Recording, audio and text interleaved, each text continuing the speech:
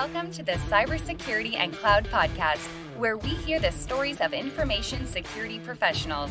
This podcast explores different angles, out-of-the-box ideas, and the human element of cybersecurity. If you enjoyed today's episode, please consider leaving us a review on Apple Podcast and supporting us at www.patreon.com/CSCP so we can continue to bring on amazing guests. You can watch videos of the interviews at www.cybercloudpodcast.com.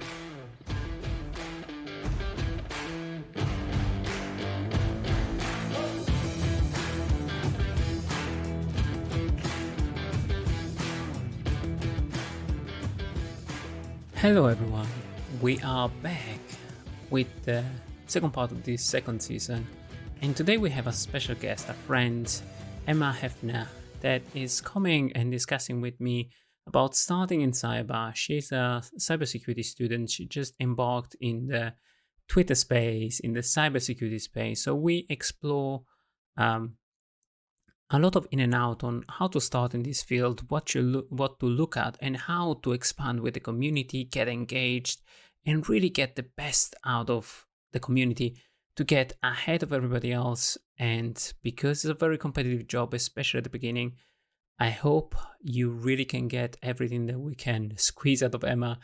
And I hope these advice are good for you. This is your host, Francesco, and I welcome you back to the Cybersecurity Cloud Podcast. Enjoy.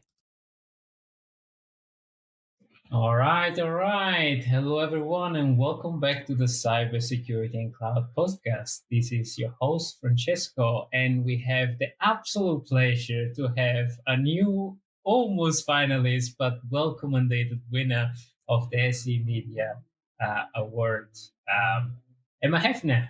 Welcome to the show. Thank you. Hi, everyone. My name's Emma. I'm currently going into my final year of college studying cybersecurity and digital forensics. And I also work as a part-time security analyst at EdgeScan. So we cover full stack web vulnerability management. And yeah, it's been great. It's been a pleasure. While I also do that, I'm also a chapter lead of the OWASP Dublin alongside Denise and the other co-leaders. And through that, I've kind of got involved in the industry. You can find me on Twitter. My name's just Emma Heff. And yeah, so loving it so far. And that's kind of a little bit brief introduction of what I do at the moment. And yeah. No, it's great to have you on board, and we had some interaction over Twitter over time, and teasing and challenge over time. So I always bring the guests on the show and say, well, this is the background. But how did you start in cyber? What got you excited about cyber?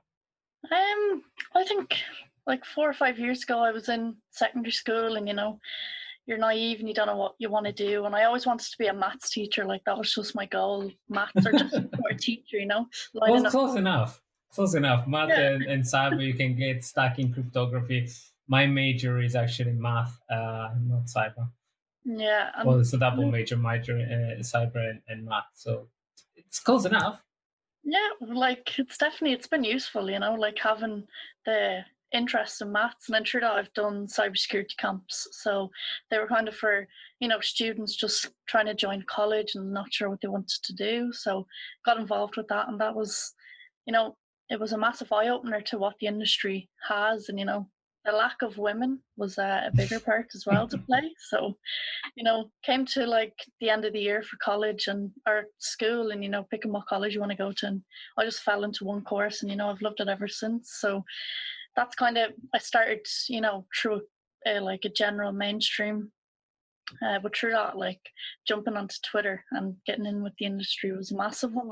And getting stormed by the Twitter InfoSec family and the Twitter drama, the InfoSec drama.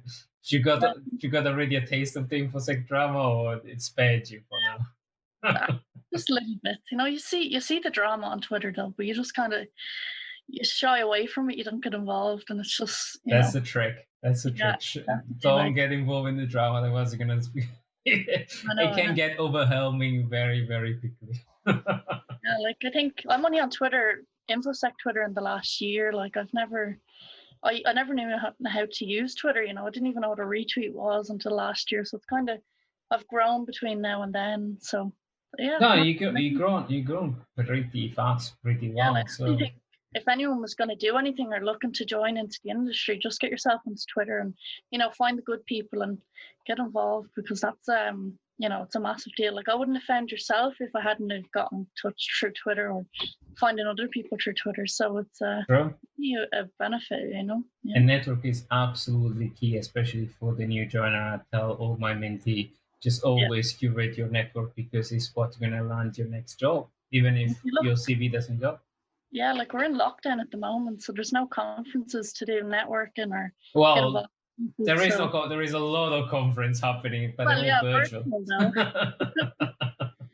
Yeah. We have the hours all day. But before we touch on that, what's your view on the industry? Since you're new in the industry, you're new on Twitter. I'm really interested to hear your perspective on it.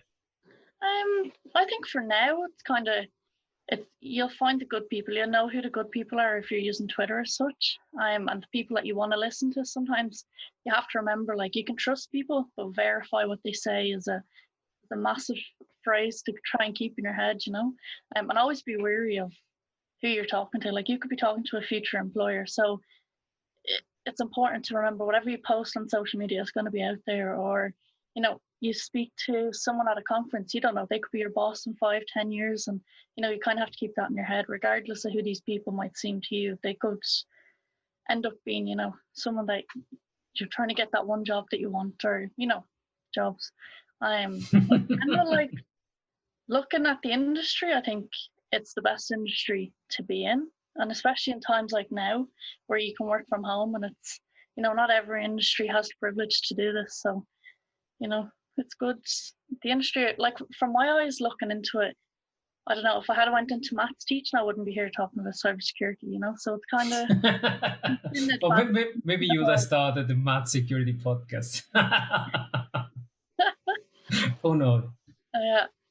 No, like, I definitely think, like, from my perspective, looking in and not having done the maths course, I find cyber being one of the best industries. I haven't tried them all, of course, but yeah, like, definitely something to, if people are, like, anyone listening, if you're not sure on what you want to do, maybe just try one computer course or something on YouTube that might open your eyes to the industry. If you're interested in maths and problem solving, then great. Like, it's definitely for you, cryptography and whatever else. But if maths isn't your strong area, there's always OSINT, there's always just different avenues to take within the infosec industry. So definitely.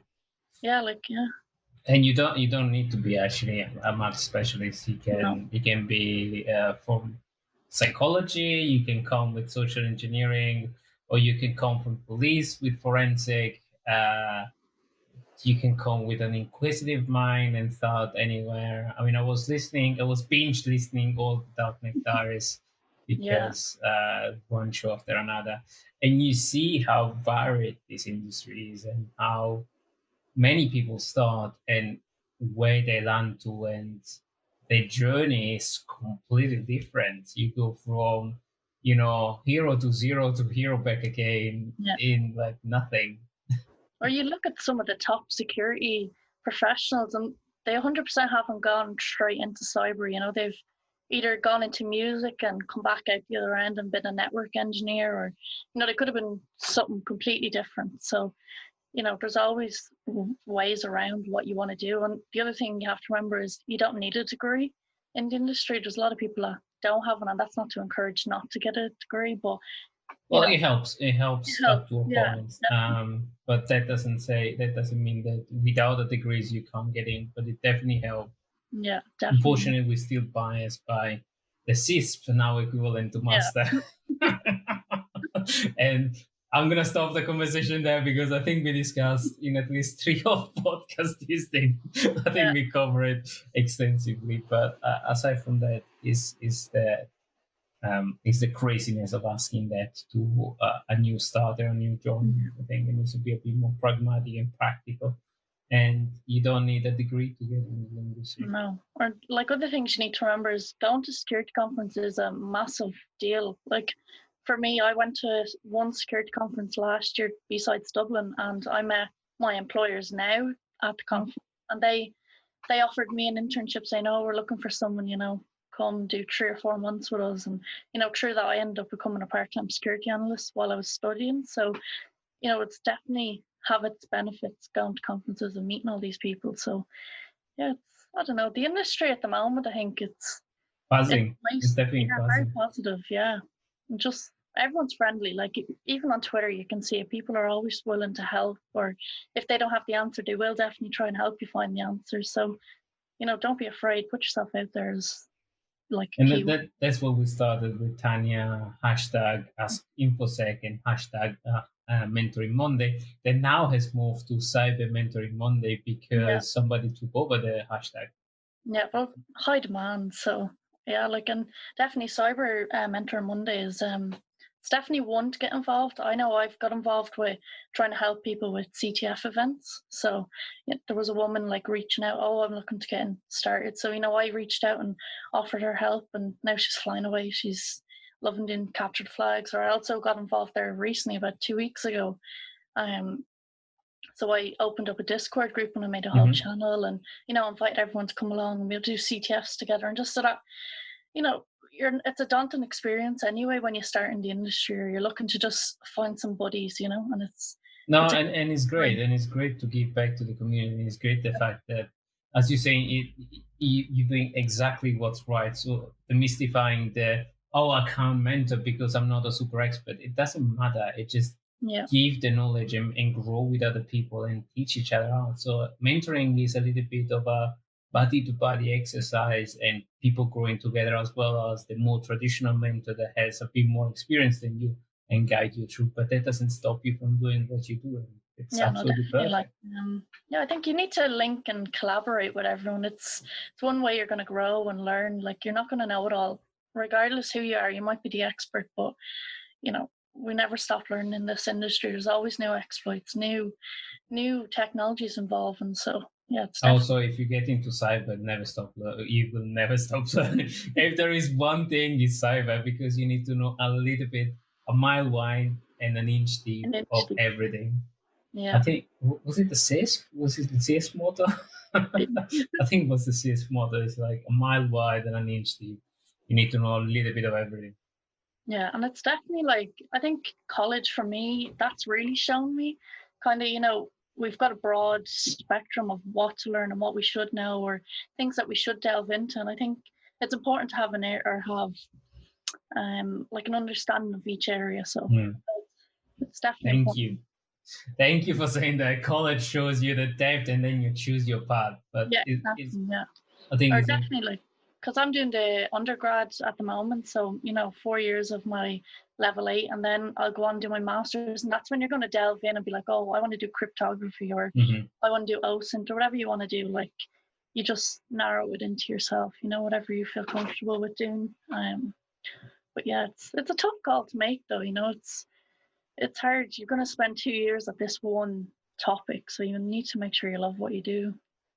Yeah, but also take the chance. I mean, all the learning. I mean, cyber is so variegated and so wide that even if you learn about cryptography, it doesn't matter that you jump on something else later on. It will always come handy, especially as you grow. If you want to grow inside a CISO position, then you will find that, you need to know a little bit about cryptography anyway, and a little bit about network. And so it doesn't matter. And I see your CCNA up there. Oh yeah, my book.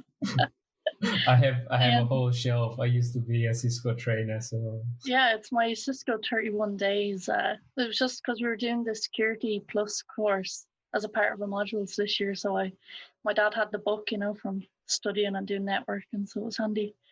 No, it's definitely a good, and I have plenty of books, so you can borrow them whenever you want. But it's definitely a good. Hey, Francesco here. A very quick message from our sponsor, and then we return back. This podcast is brought to you by the generosity of NSC42 Limited, your cybersecurity partner.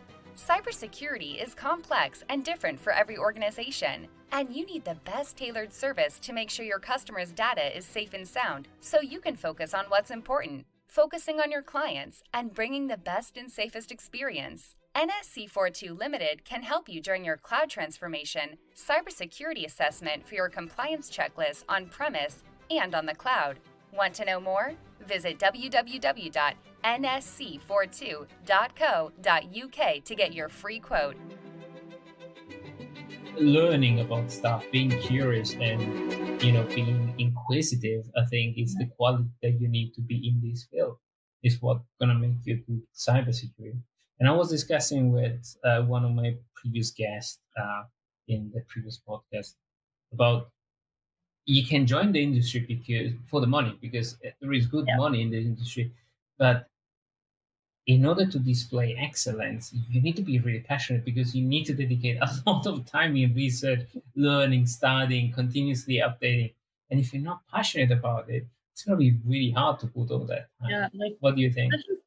think, going for jobs, employers look for the passion. They don't look for the technical skills. So No, half and half.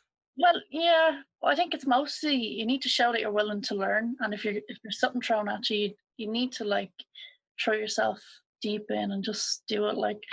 I don't know, it's kind of at the moment for me that's how I see it. But obviously, there's people out in the industry that have a lot more experience in the hiring and everything else. But at the moment, I think show that you have a passion and you're willing to learn, and obviously as much as you need the technical skills, we need the soft skills like communication skills or report writing is a massive one. It's one I've learned through having worked in the industry, kind of with pen testing reports and stuff, and then thrown them back into college. It's become, a great help. And yeah, it's at the moment that's like a challenge for me.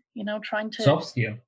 balance. Well, not so much soft skills, but trying to balance that you can't have everything technical.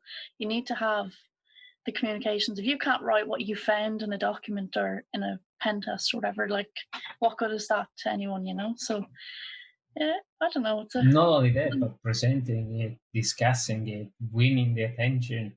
It's all well and done to display, well, I've done a fantastic report and nobody use it on, well, this is the report, but you can action this script here and it will blow up your organization. Yeah. Complete same subject, same report, completely different way to present it, and it's all about soft skill and how to learn the thing, how to learn the message. And I can't stress enough how important it is in our field because we deal with computer from a day in and day out. We're not, aside from the social engineering aspect of our industry, we're not used to deal with people. No. So yeah, because we're hiding behind a computer 24/7. You're not really interacting much. So, and especially now during a lockdown, you might interact with someone through a Zoom call or a Microsoft call, but it's not the same as a. Well, there is the diversity aspect of our industry that welcomes also people that are sometimes more struggling from autism perspective, or they're extremely introvert or awkward around. They're not social, so it's an industry that it serves well this kind of people because offer them a possibility to not stay connected. If you're a developer, you can just stay in a location, not talk to anyone, and just interact with your computer and receive a short list of tasks to do. You do the task, job done. You haven't spoke with a single human being, right? Yeah, I suppose some people enjoy that aspect, but for me, I like interacting with people and learning. And when you're in the office, it's a completely different environment because you're bouncing banter back and across the office, or you can go for lunch, or where you're at home and it's just you and your computer in your room. So yeah, I think everyone has different views on this whole lockdown and working from home. Most people like it, most people won't. So I think it's it not teaches. for everyone. I think it does teach us that it's possible to work in this way, to offer this option for people that want to, or not for other people that don't want to. And we're gonna be forced in this kind of new environment for another little while. But I think personally, what we're gonna get out of it is the learning exercise that we can work in this way. Yeah, and I think it's massive for companies. Like our whole company went completely remote. So for companies to just go remote and globally go remote, it's a big deal, I think. Maybe for companies that are global. I mean, some of my clients were global, and we were. I mean, they were a little bit more used to. to work in this kind of new way and environment Yeah. because you're forced to. You global. Everybody is sitting somewhere else. But maybe for organizations that are more local, that's the one that are struggling the most because they Yeah. might not be digitally adept and they might be forced in this transformation out of the blue. Yeah. So yeah, it's a tough call to make, you know. Everyone will have their ups and downs with the whole situation, but I don't think you'd be able to. I mean, you wouldn't be able to control that kind of situation. You're no. forced to digital transformation, and you either jump on the bandwagon or you just say, "Well, I'll close the business." And some have said that. Some have said, "Well, everybody stays home. That you do the best that you can. Not everybody can be lucky if you want to be, Yeah. and I'm quote unquote lucky, to be in this digital transformation age. So we got to keep the job, but I've seen a lot of people burned out because of, it's very stressful at the moment, Yeah. especially for cyber professional. I don't know about you, but it's tough.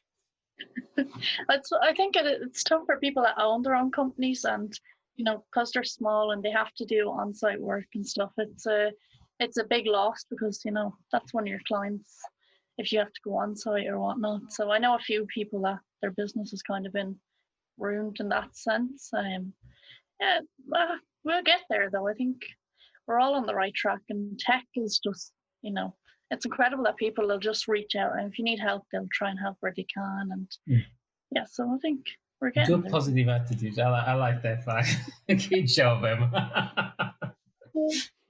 So where do you see yourself next? So once you finish university, what's your next step? What's your next goal?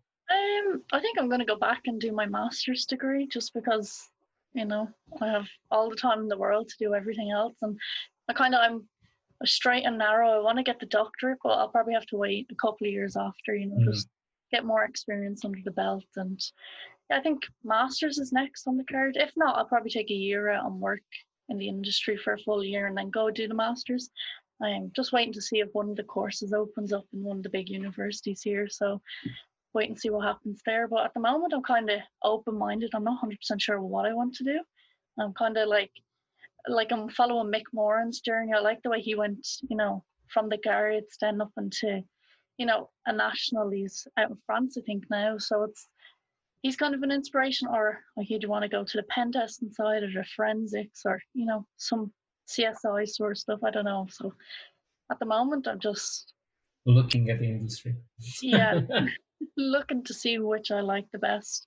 I don't know. I kind of like networking as well. So I'm very open minded. I'm, as you say, like a jack of all trades. But You need a little bit of everything, and yeah. if I can give you a suggestion, it's like layer on so network operating system, and then you go into pen testing. You go pen testing day zero, you don't have that. You know, maybe you learn on the job, but you don't have that structure, that a layered approach, and that's why I like university, because it gives you a layered approach, and then you're ready to go and attack the market and attack the industry. But maybe. Like it's definitely important. Comparing courses in the colleges as well, there was a massive thing.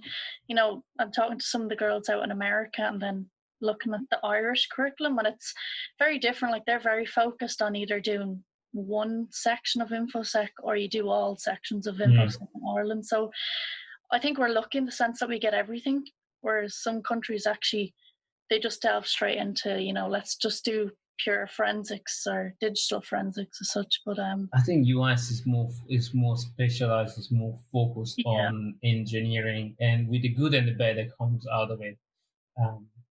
They're very, very engineering focused. Here we very tend to be expensive as well. Well, that's a different story. And not always you get what you pay for.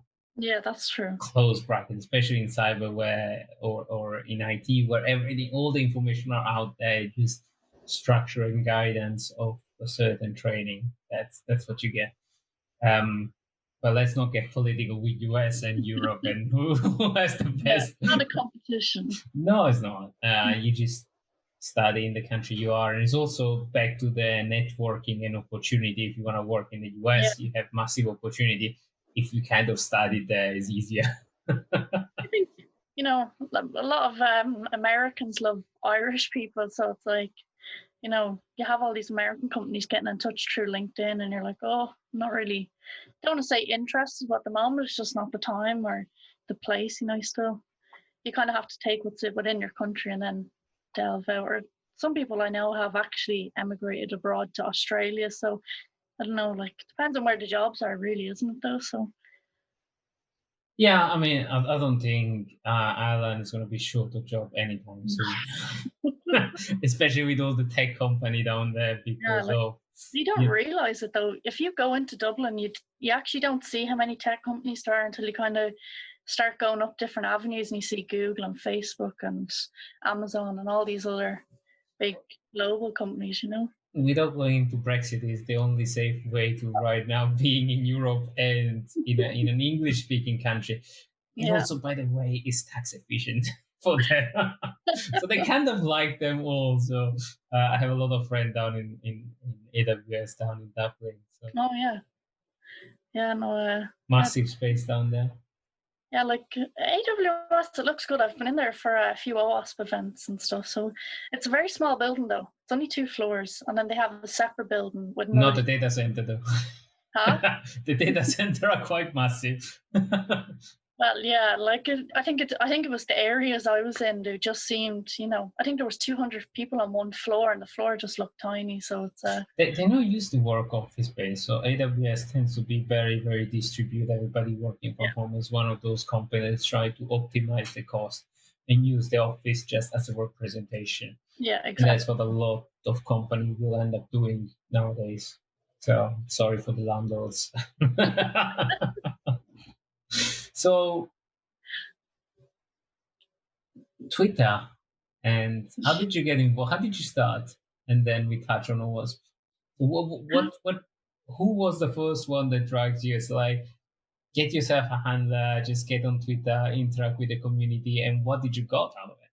Yeah, so I set up a Twitter like I think it was 6 years ago, but it was kind of more, you know, just for my own use, like personal use. And then I kind of just never got into it. I just, you know, didn't really know how Twitter worked. And back then it was a lot harder to understand than it is now.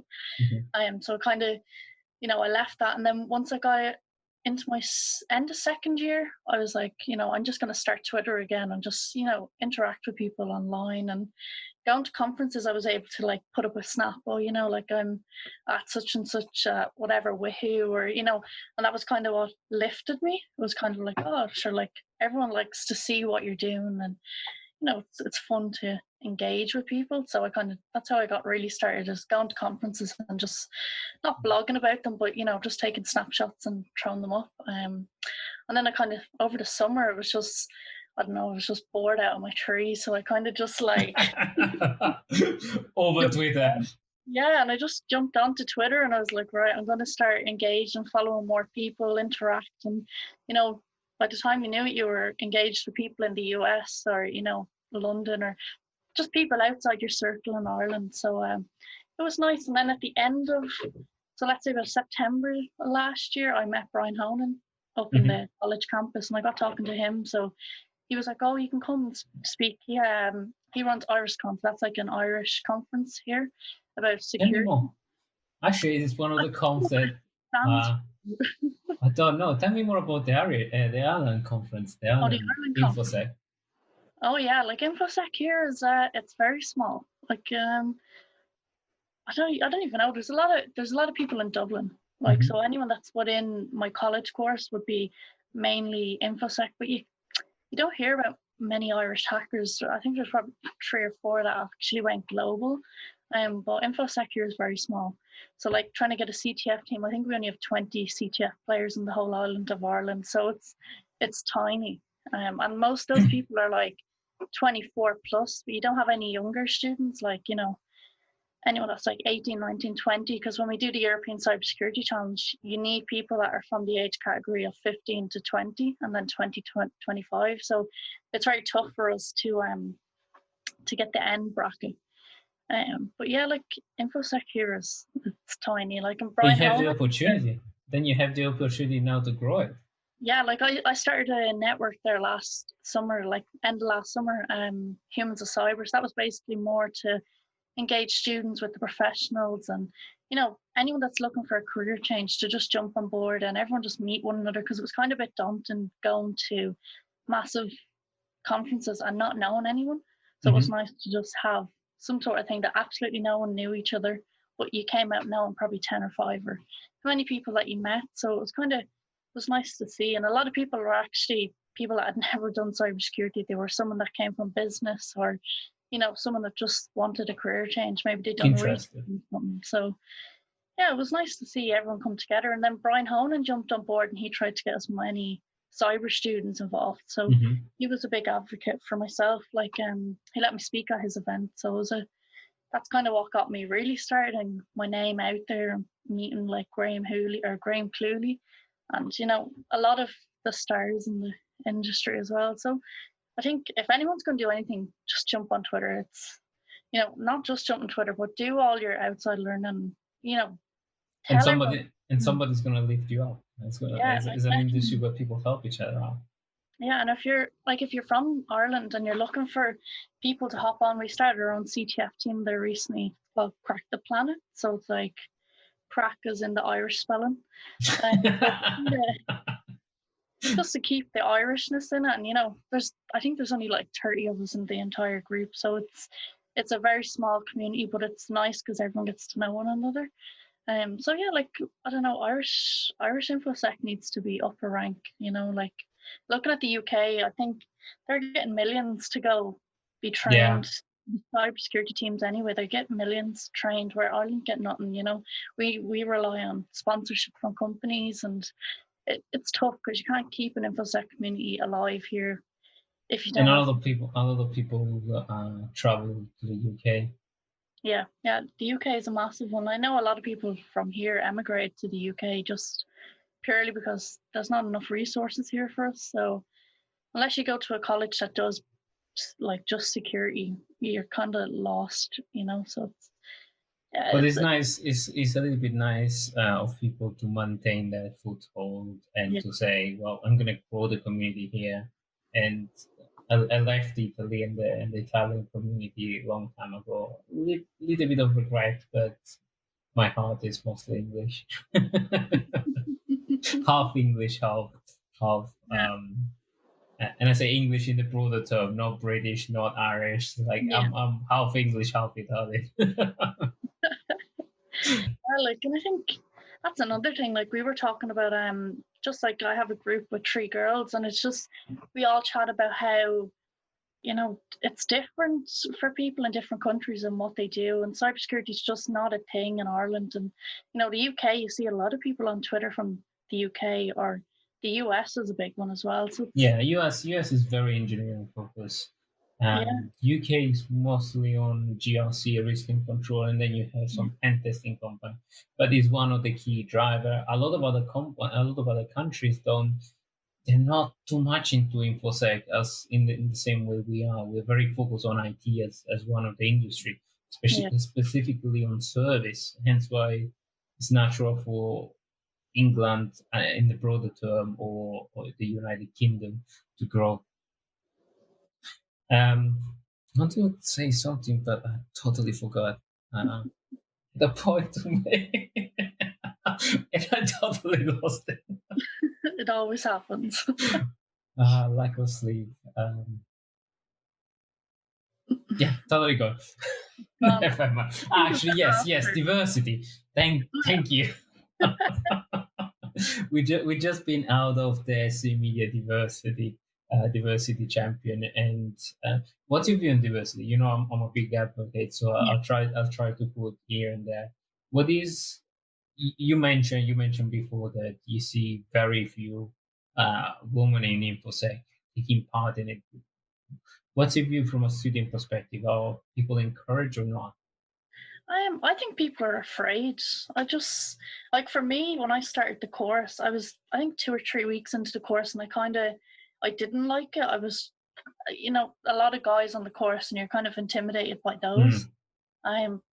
Guys intimidated by girls? No. What were you doing to them?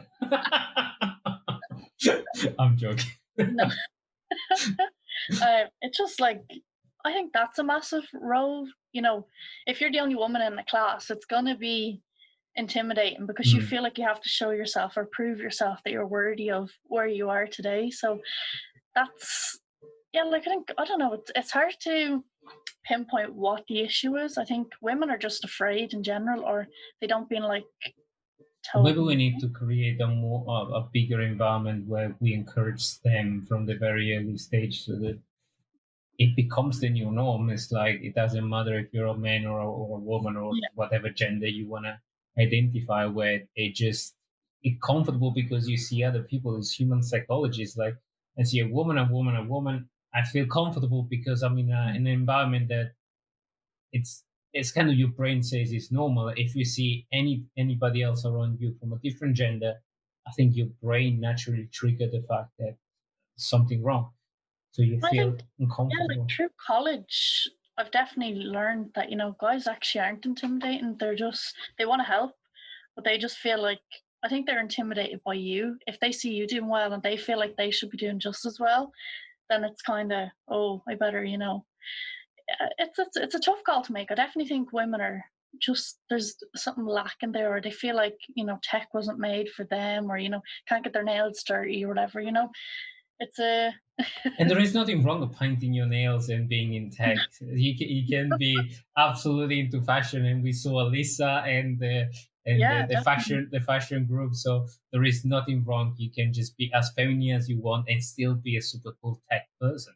So yeah, like, definitely some of the top not stars, but experts, or technologists, as you like to call people. A lot of them do tech, but you have to have a hobby on the side. You need to do what you love. If you love doing makeup, or you love reading, or it doesn't have to be a tech book. It could just be any book you like. Or actually, maybe it's even better to have not a tech focus hobby, because it's so, I don't know, it becomes kind of an addiction. Where you want to learn, it's kind of a natural thing where it's such a wide field that you kind of are enticed to learn more.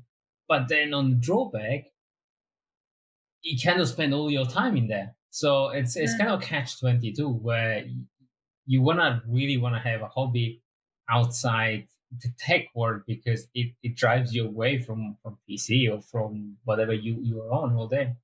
Yeah, and I think, like, just looking at Vandana, like, she set up InfoSec Girls, and that's kind of to engage more women into the industry. Or I think she set up InfoSec Kids now. Yes, she so, like, just recently did. That's phenomenal, like, and that's something that kids are going to really benefit from. So it's, like, I don't know what we're lacking. I just don't. I think going to schools at a young age and maybe teaching them what cyber does is what we need to start doing more of. But in Ireland, it's just, they have Cyber Ireland. So basically they try to go to schools and teach them about security, but it's just, I don't think it's hitting the students, because these people have 30, 40 years experience in the industry. So, if they're learning from someone maybe that's in college or just finished college, and, they're... I think, so my view on this is we need to keep on reiterating the message, but from the early days, from schools, teaching them how to code. And I love what Syngenta does and what Freaky Clown, what they do. They go back into the school, they give that direction that help people realize it's cool, it's not that hard, and anybody can do it. I think kids kind of get into their head that, coding is for the nerds, and it's just like, it's a stereotype. But nerds is cool nowadays.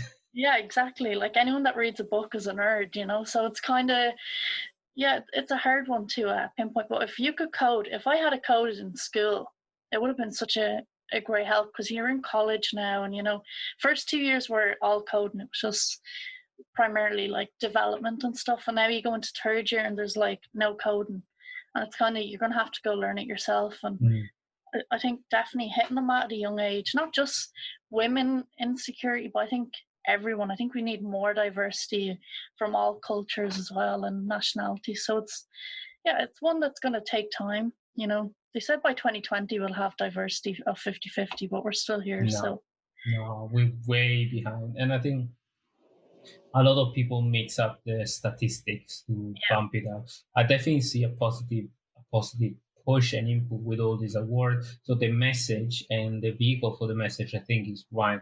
We need to keep on hammering. And as I say, I think it was either Becky or Emma on Twitter saying, I want to be in a place where the diversity champion doesn't exist anymore. I don't want to be an advocate for women. I want that to be the norm. And I think until that point, I'm going to keep on hammering, supporting. And I think what's important is keep on reiterating the message so that everybody it becomes the norm. Yeah, and I think I don't know if you've noticed on Twitter, but people are doing all the experiments with changing their profiles to being like women or men and trying to get the interaction, see who gets more interaction. Like, is it the man's account or is it the woman's account? Like, trying to be all technical with the male, and then the female probably posting selfies. And I know that's not really about infosec, but it just shows the engagement from the infosec community. I just seen one example. Ian Cole had done something similar. I think the guy's name was Bert, but he like changed his name to be a woman's name, and it was just the whole experiment. I actually thought it was a girl, so like it was like just the whole idea of it. I think it's bias.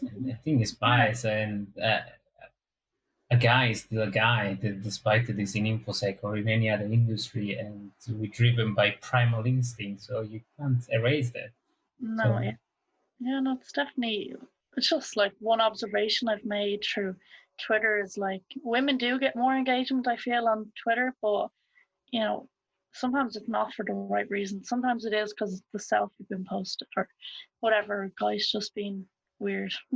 I know. I was discussing that with Chloe, and she's saying guys are terrified to interact with her because they know that she speaks up. And I think that's, I mean, on one aspect, is a very, very delicate subject, so I'm going to be very, very careful with words. And I say, from one aspect, it's good that there is that scary factor because not everything should be allowed to filter about this message, and somebody should be able to discuss about certain thing or to spill it out.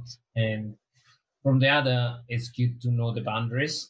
That not everything is allowed, not just because you are on Twitter, you're behind the keyboard, everything is allowed. There is another human being behind the keyboards. And just it's difficult to find the trade-off between being stopped to talk and being afraid to talk. Yeah. I think you need to draw a line in the sand. It's just like, don't be awkward. Yeah, like I never had my Twitter DMs ever open. Like I just always had them closed. I just didn't. It's not that I didn't want the engagement. It was just I was afraid I was going to start getting all the messages that, Gabrielle would speak about or post on Twitter. So it's kind of I didn't want to do it. But when I opened it, people are more like, "Oh hi, can you follow me back?" Or, I've never received an what's the word I'm looking for? Awkward. Awkward message. An unsolicited image or anything. Like I've never come across anything like that, but it does happen, and you see it on Twitter. So I don't know. Sometimes it's good to stand up, but then sometimes it causes drama, and you just is it really necessary? So it is true, and we were discussing this with Chloe in the previous podcast. She is taking some step away from Twitter to avoid the drama, avoid this kind of problem, because it is draining on you, and it's negative energy anyway. I think what she's done though with women hackers, like I think that's a great idea, and I know that conference is coming up soon as well. So it's I think it's going on. Well, this gonna air out is the 5th right now when we're recording. This gonna air out a little bit later, but I think it's on the 4th to the 6th. Yeah, so it's going on. Yeah, no, I think I'm getting involved with that as well. So I'm kind of giving a hand at the background. So it's don't great. Become a mini Vandana that gets involved in everything and then she struggles. I always tell her off, it's like, you are amazing, but just keep your life. No, I don't know how people do it. Like they're so involved, and it's great. Like it's great to see. Be careful. But, my suggestion is be careful. You get overwhelmed very, very quickly. Oh, definitely, yeah. And it's tough when you put yourself out there. You can't step back too much. Obviously, people will understand if you need to do it, but like it's tough to just, get yourself into the crowd and then try and come back out of it. And it's really easy to get engaged and to get all fired up for a great initiative, especially as we are passionate. Yeah. You get engaged, you start something, and then it's keeping the momentum that is the And grinder. it's like, trying to keep the engagement on Twitter, it's tough to come up with new ideas that someone else might have posted or not posted. And, you have to be different. You don't want to be the same. You don't want to be copying someone else, just because they done something cool and you want to do it now just to look cool. And, be new, be in it. Like, yeah, but it's draining. Just be yourself. Exactly. Yeah, just be yourself. Anyway, we are coming, as I said, we're never going to make 30 minutes. But it was a fantastic conversation. But before we close off, leave everybody with a positive message on cybersecurity, Emma. Yeah, so never give up. Just keep going. And if you feel like you can't come over the hurdle, just try again. Never give up. It's just one message. And another thing I'd say is, if you feel like the smartest person in a room, then you should leave that room and try a new one. Because that's one of the massive things in cybersecurity is you're going to feel like you know it all, but you need to try somewhere else and learn from other people and keep going. Pass the knowledge on as well, though, of course. So, yeah, they're my positive messages for today. That's great, Emma. And I don't think I never actually found myself to be the smartest one in the room. I might be like you, or I might be doing something wrong. All right, who knows? Yeah, well, I think I seen that on Twitter. I think it was a Cyber Mentor post, and it just, it was so true. Like, you need to make sure you're not the smartest person in the room, because you're not going to learn anything new. You need your skills to develop. So, yeah, it's massive. I agree, and thank you everybody for listening. This is your host Francesco, and we had the pleasure to have Emma Heffernan. Emma, thank you very much for coming, and I'll see you in the next one. Stay safe. Bye. We hope you enjoyed today's episode. If you did, consider leaving us a review or sponsoring us on Patreon. It helps us bring on amazing guests and keep the podcast alive and free. Consider supporting us at www.patreon.com/CSCP and watch other episodes at www.cybercloudpodcast.com.